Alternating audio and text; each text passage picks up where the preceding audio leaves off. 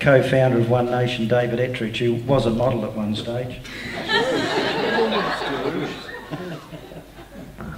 I wish I'd never told you that.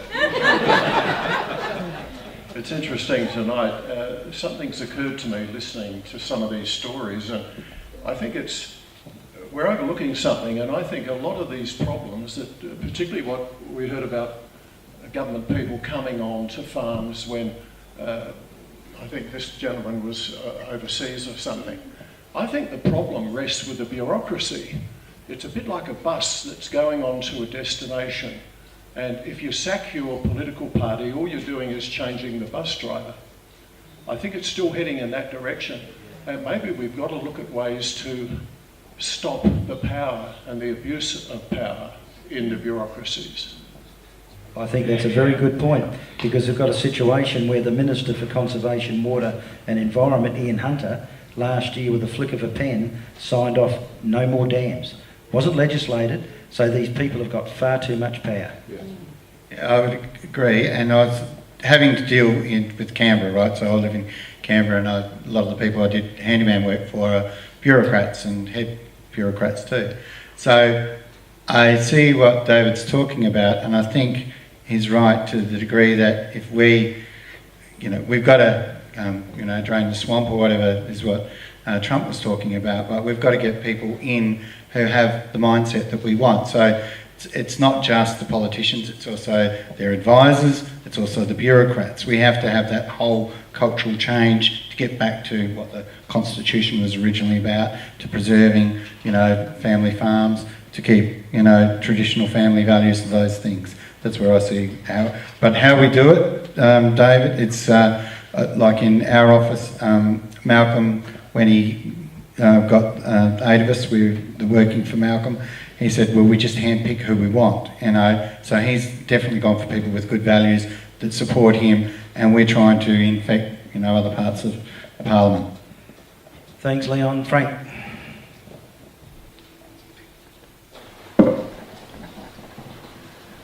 Thank you, gentlemen. People. We've been listening tonight a lot of stories which makes it clear to me that everybody understands the game is crook at the top. And in a way the gentleman on the end, David Ettridge, said, well, perhaps we need to stop the bus because sacking the driver is not the answer. And I'm mindful of what recently occurred in the United States. So the people elected, not Donald Trump so much, and when people have said to me that why did they elect this man, and I said, when you ask the question, why elect a flawed candidate, you're asking the wrong question. The question America, I think, really ask themselves, and what a lot of Australians should ask themselves is how bad and how corrupt must the regime be that they would elect a flawed candidate who said he would fix it? Is that what we need to do in Australia? And is it possible to get enough Australians to actually take enough care and enough interest to try out the system we have? Because again, as David Ettridge says, the problem is the bureaucracy. We need more than a half a dozen candidates, although our Senate makeup at the moment quite appeals to me. Thank you. Good on you, Frank. Bob had his hand up for a while. Yes, I did. You can't remember. Yes, Bob Jamison's the name. Look, just to draw attention to that last point, we've had Trump elected in the United States. Just this morning, he was sworn in as a president, 45th president of the United States. There was also Brexit, which was a great surprise. Everyone thought, oh, we'll put this to the vote, but Brexit got up. There's also Rodrigo Duterte, who was elected in the Philippines, which was a great surprise. So I think there's movement forward. So don't become despondent. Can I just address one of the points that Leon made in regard to Agenda 21? Now, this is sort of a conceptual thing, that you can talk to your politician, join your party, if it's a Liberal Party, I won't say Labor Party, but One Nation, whoever your affiliation is to, join the party and talk to your politicians, because you won't get anywhere just sitting on your bum and complaining. With Agenda 21, ask your politicians this. With Agenda 21, we have to slow down. I don't know whether it's part of Agenda 21, but the Georgia Guidestones suggests that there should be 500 million people on planet Earth, no more. So 7 billion people got to disappear, right? We've got to give land back. We've got to be concerned about global warming, non-productivity of land. However, have you ever heard politicians talk about growth? We've got a banking system that uses the concept of usury. So they put out $100 million and they want it back with interest. So we are running flat out to try and keep up. At the same time, we're being told to slow down.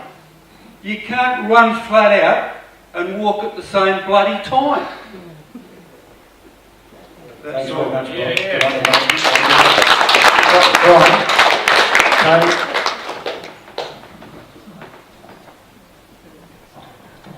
Yeah, just a couple of little points.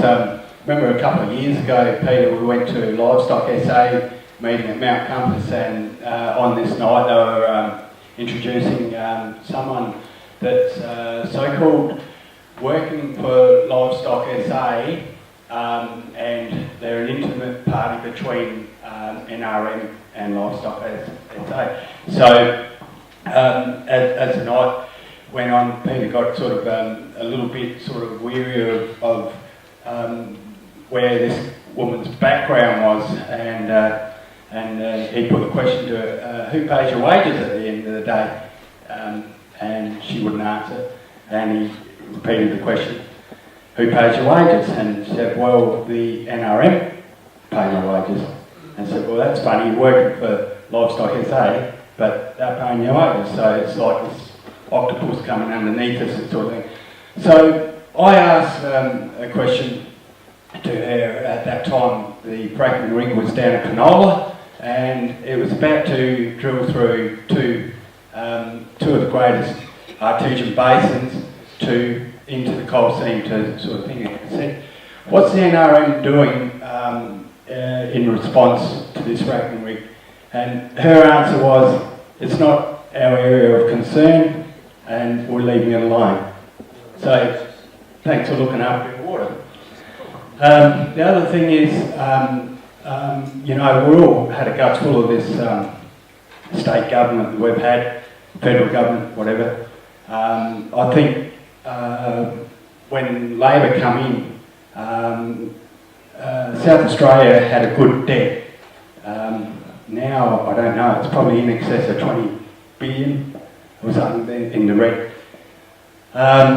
The frightening fact is that I haven't met another person that actually likes the government in power, and the scary fact is that the government got in power through manipulation of votes and not by the merit of the people. And we've got this at the state level and the federal level, and it just keeps to sort of continuing in the wave motion, keeps coming at us. So who we're actually voting for, we're not getting, and who we're getting is tearing the strips out of us. Thank you. Good understanding.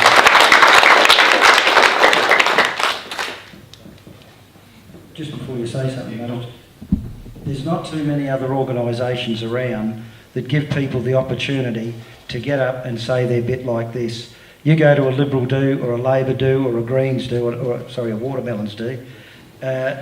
There's about 4 questions. We'll take one over here, one over there, and one here. That's it, and they're gone. So tonight is about you people, and here's an opportunity to get up and say your bit. And I urge anybody to get up, and some people might say so-and-so went on too long, so-and-so went too long. No, this is your night. Get up and have your say. Good on you. My name's Jerry Lucero. On behalf of my family, Peter, we want to thank you for everything that you've done for us, because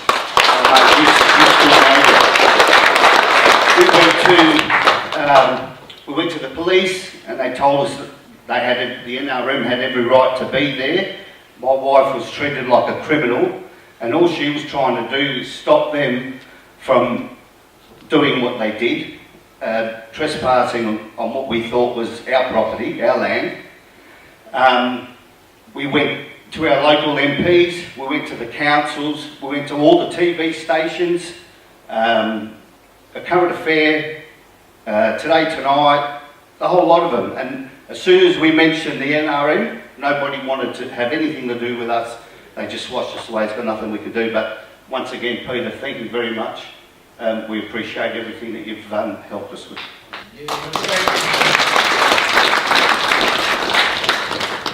It's about right, mate, and what's going on is absolutely wrong and disgusting. Sorry, I'm starting to lose my voice. I talk a bit too much at times. But the whole point of the thing is we can't keep going down this track, and it really annoys me to think that we're not doing anything wrong. We're being treated like criminals. I had Robert Brokenshire out to your place, and nothing. And I can tell you now, while I'm on that note, I'm very disappointed with Family First. I had a meeting with Robert Brokenshire. He might take me to court over this, good luck. There's not much money in beef cattle anyway. But the situation is, I went to him and before the last state election, I said, do you support low flow bypasses on our dams? No. So we got about 30 people together to help get Dennis Hood elected. And we worked our guts out. After the state election, Family First supports the trial of low flow bypasses on their dams. Now there's low flow bypasses going on dams at this present time. Some are $30,000 each. But what he said was, if the government pays. I said, Robert, government's got no money. It's our money. They only distribute it. So all of you people here tonight are help contributing to pay for low flow bypasses on our dams, which is stopping water going into our dams, so we've got less water to water our stock, which in turn feed the people. So I'm absolutely disgusted with Family First. Anybody else? Who else has got their hand up? Elvis? Brian? Yeah, g'day. As you heard, they call me Elvis, sorry, because of my good looks. Can't sing great peanuts.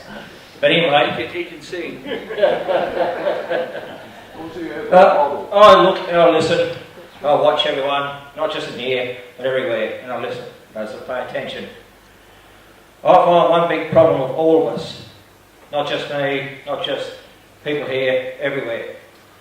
We all start off in little groups and we stay in little groups. To fight this government today, we all need to become one. We have to stand together. On Australia Day, I'm getting a rally together.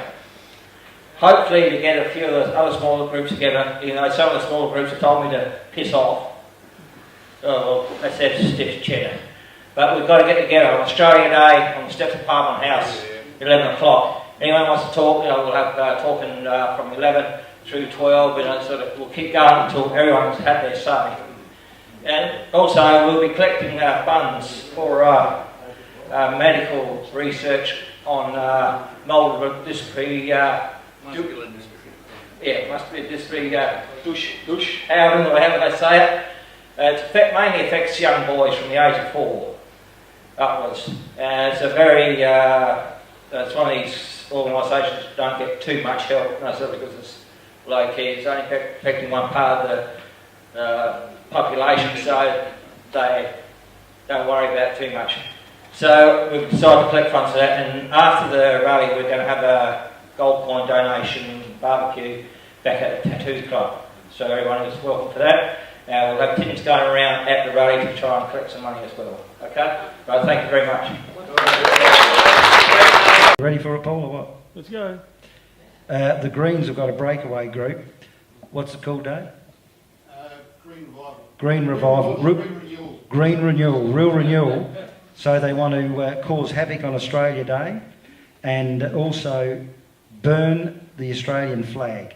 I cannot believe that anybody would want to burn our flag. How it's not in the Constitution that these people shouldn't be locked up, it just beats me. David, can you make a comment on that? Well, when it was proposed, John Howard took the view that if you did that, you'd only encourage people to do it. I think it should be an offence. I see no reason why people should be allowed to burn the flag. Yes, I'd agree, totally agree. Who's got their hand up there? Anybody else want to say something? Yeah, go for it, Denise. Yeah, I'm just from Australia, but I've known about Agenda 21 since I was 10 years old, since I was in the Defence Force. Just to hold the mic up, mate. Right. But yeah, I just want to know, because I know it's really hard trying to educate people in knowing about the Agenda 21, but I found this form. If anybody can take it home and print it out, don't put your name or anything on it, and just put it in people's letterboxes, give it to a relation, anything, just to get people, let them know what's wrong with the country, because there are a lot of people confused and know that something's wrong, but they don't know what it is. And that's what the information we have to get out. We have to educate people. And also, I've studied a couple of years at school teaching. I noticed that the curriculum has gone down so much since I was at school. The poetry's gone. In Western Australia, it's really bad. The timetable's gone. And that actually is really good for the specific age levels for mathematics to get things exercising instead of the calculator. So I try those things at home, the old school things, and give your kids credit, even if they get them all wrong and only get one right out of 10, give them credit for that one right. So they'll never lose the confidence. And also warn your kids about drugs. I've done a lot of work in that sort of area, and I know that it's a weapon. It's a modern day weapon because there's some specific nations out there that want out your land, your infrastructure, and have got more rights in this country than what you have. And they don't even pay tax. And they want, but they don't want you. They don't want you. And so drugs is a weapon, and I've seen it, so it's getting worse and worse and worse. And they want our kids on drugs so they can't work. And so they come disabled and they die. And so they can fill in the jobs, what could be theirs, what could be the Aussie kids. So teach your kids that drugs are a weapon. And that's all I've got to say. Just stay there, Susan, can you stand up? Susan, hitting up. These two ladies have come all the way from Western Australia. Please put your hands together.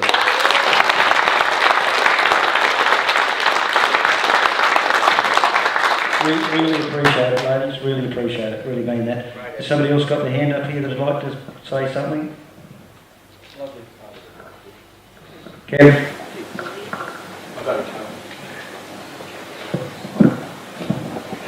You heard me before.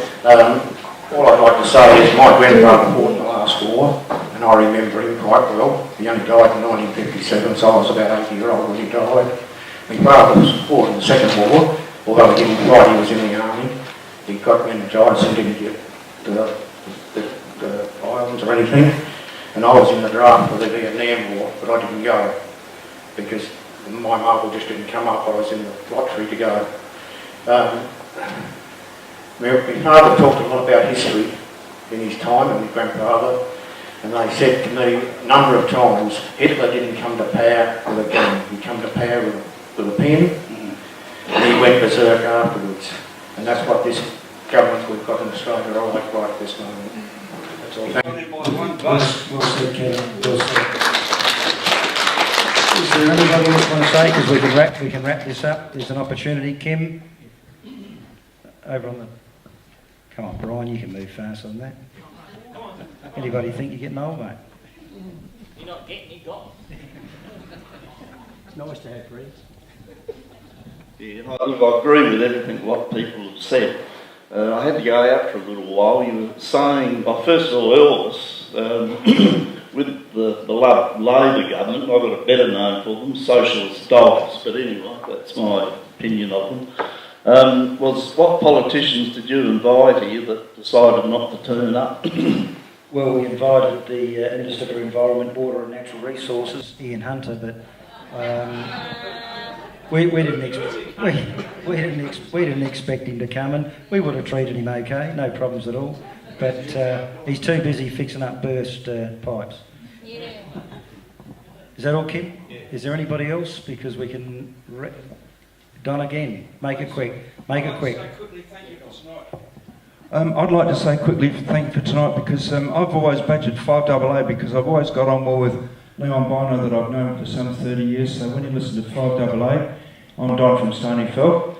And with that, I want to say, first of all, Andrew Rymer gives you a fantastic go, and I found that if you're very polite to the people that you phone up, like we've got Rooker from Harndorf now, she's just joined the forces, she just lives up the road. She's a lovely lady, I've met her a couple of times. And with that Big Bob, he was good to, you might have been called a wankerini or something if you got on the wrong side of him. But other than that, the other presenters are quite happy to take calls on a positive nature, and if you keep on badgering, it's amazing the number of people that can have an opinion and things do get called over. I remember years ago we were going to have it with Don Dunstan. He wasn't going to have a police inquiry, no way. And sure enough, public turned it around. Hitler got him by one vote, surely we can do something. But I want to say thank you for everyone for organising this tonight and the people who came along tonight to support a great effort, and thank you very much indeed. Thank you very much, Peter. I'll just add to that. Look, when you're in Parliament House, word gets around when the phones go hot. Look, I'm in the office, and when an issue, let's say Malcolm Turnbull, has got some issue going, and we hear the fact that there's a reaction and things are going. So it really does matter what you put on an email, how many emails you send, how many phone calls you make, ring them up personally, try to talk to somebody. It makes a difference. Make your point short, sharp and shiny. Don't sort of ramble on with 10-page emails, half a page, 4 or 5 dot points. Amazing. It makes a difference, okay? Good, thanks Leon for that. I think we'll wrap it up. Hang on, Brian. Yeah, I've got one I'd like to, short one, just to ask Leon next time Malcolm Roberts is in Parliament, whether he could just ask a simple question of these people that reckon they can stop climate change. Just ask them what they want to change it to, because I've asked before and I've got no idea what they want to change the climate to. Yeah. Sounds great. Yeah, I'm sure you'll like that question. No worries. Leon, just before we finish, somebody that couldn't be here tonight, and she did ask me to ask you one thing. Where does One Nation sit on same-sex marriage? Okay, at this stage we haven't had a party meeting on it, but Pauline has said that people are allowed to have their own convictions on let's say moral issues, which would be abortion, euthanasia and same-sex marriage. Now all the 4 senators that I knew, they were all going to vote for the plebiscite and against same-sex marriage. That was their view, that was their independent view, that's Malcolm's view. That's how I understood it. There was no other issues, no other things that I knew of apart from that. Because if Pauline supports the repeal of 18C in the Racial Discrimination Act, which has to be repealed, that takes away our freedom of speech. Same-sex marriage is just not a matter of a bloke marrying a bloke or a girl marrying a girl.